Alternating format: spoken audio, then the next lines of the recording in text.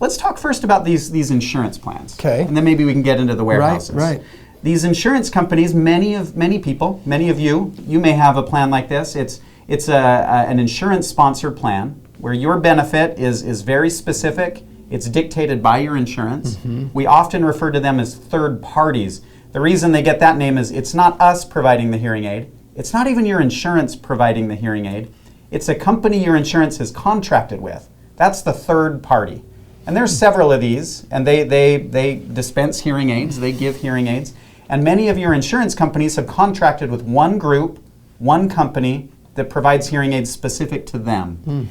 And often your benefit is a discounted cost on that particular hearing aid. And you only get that discounted cost because you have that insurance. Yeah. And that insurance is contracted with that third party. So sometimes that can be good. You can get a price that's pretty good on a pair of hearing aids.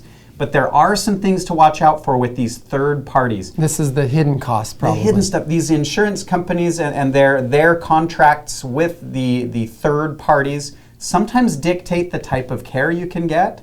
They dictate how much you can be seen. They dictate exactly what product you can get. So suddenly your doctor's hands are tied. We can't, as your provider, necessarily choose the device we'd like for you, nor can we see you as often as we'd like and get you on one of these maintenance service plans like we'd like. So there are some things to be careful with. Yeah, one of the things that I think is hard for us with these type of insurance plans that have contracted with a third party, these third-party plans can be a little bit difficult because they provide the product at a good cost, but then they also make it seem like in their contract with you, they make it seem as if you're going to need about this type of service and it's going to cost about this much. But the reality is they're not accounting for a person that has wax in their ears. They're not accounting for someone who has medical conditions like tinnitus or ringing in the ears or funny sounds that they're experiencing.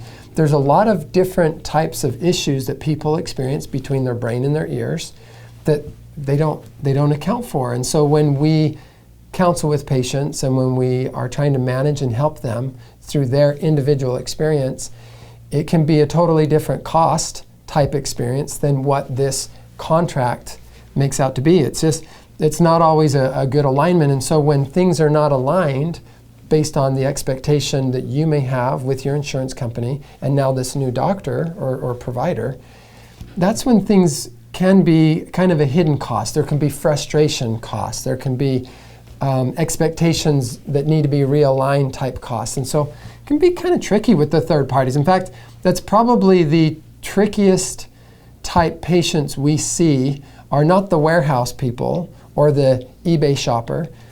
It's this not straightforward third-party stuff. Yeah, you can tell as doctors, as providers, it can be frustrating. Certainly, I'm sure for patients it can be. I'm interested to hear your experience. Are we off base here? Are we right? Are we wrong? If you've dealt with a third-party company, we'd love to see your comments. Tell us any good experiences you've had. Tell us any frustrations you've had. We'd love to hear your comments, your feedback to see if our take lines up with what you've experienced. As a side note, these insurance companies, although it's not always straightforward with what they do and don't do with hearing devices, what they do a good job of is covering the examination. Yeah.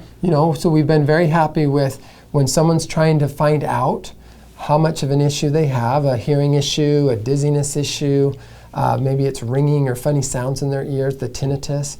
When it comes to just a very thorough evaluation, these medical insurance companies have the hearing aid benefit plan, but they also do a good job with the diagnostic testing. They cover those things quite well. Yeah, and the upfront cost is usually a lot lower. In the long run, you may not save as much as you think, but the upfront cost is lower, and to a lot of people, that's appealing too. So, give us your feedback. Okay, everybody, we so appreciate you watching the video today. If you've liked what you've seen, please like it, subscribe to our channel. It means the world to us, but it also means the world to other people who are trying to figure out what's going on with their hearing health. So, thank you for watching.